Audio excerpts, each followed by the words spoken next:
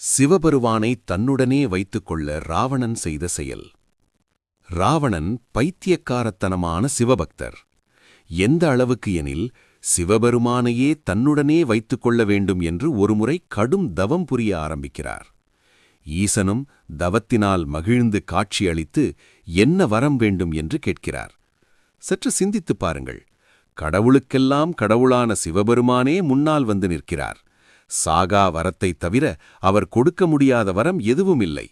ஆனால் ராவணன் கேட்டது ஆற்றலை அல்ல, அன்பை.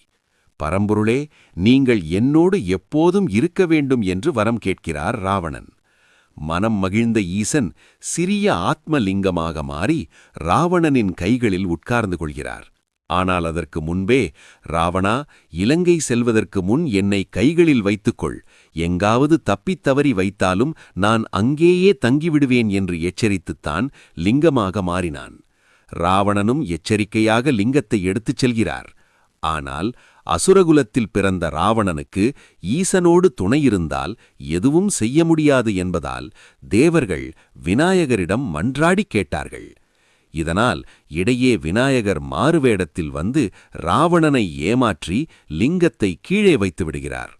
அவர் அங்கே வைத்த அந்த ஆத்மலிங்கம்தான் இன்று கர்நாடகாவில் இருக்கும் கோகர்ணா மகாபலேஸ்வரர் கோயில். ஆன்மீக பதிவுகளுக்கு நமது சேனலை மறக்காமல் சப்ஸ்கிரைப் செய்யுங்கள்.